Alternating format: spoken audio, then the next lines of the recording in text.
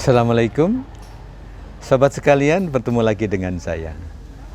Kali ini kita melanjutkan sharing tentang vaksin pencegah kanker, HPV vaccination, vaksin HPV.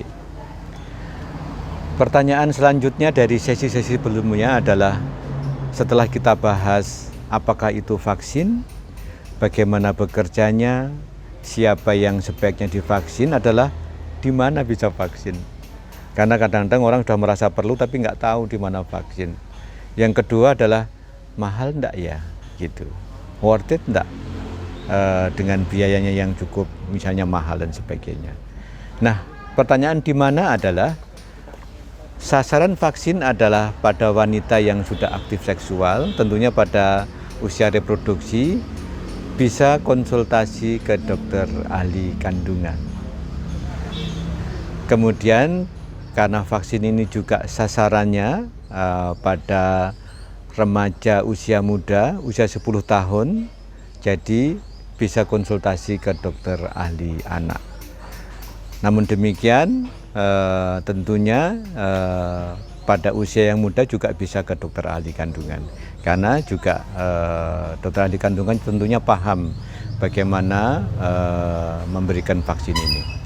Nah, yang penting adalah ketika seseorang belum aktif seksual, maka vaksin bisa langsung diberikan tanpa screening. Jadi harap diingat, kalau belum aktif seksual bisa langsung. Jadi hanya datang, kemudian dilakukan penyuntikan. Kemudian ketika seseorang sudah aktif seksual, maka harus ada tahapan yang tidak boleh dilewati. Apa itu? Screening, deteksi dini.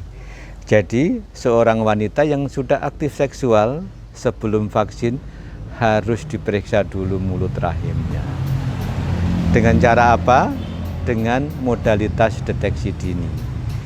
Modalitas deteksi dini pada kanker serviks adalah, pertama, yang paling banyak dikenal nih, Pap smear. Yang kedua, yang lebih mudah, sekarang mulai banyak dilakukan di masyarakat, adalah IVA test. Yang ketiga, juga bisa dilakukan pemeriksaan apakah ada virus HPV di serviks itu. Nah, yang terakhir, yang paling akurat, karena pemeriksaan ini mengkonfirmasi pemeriksaan sebelumnya, adalah dengan kolposkopi.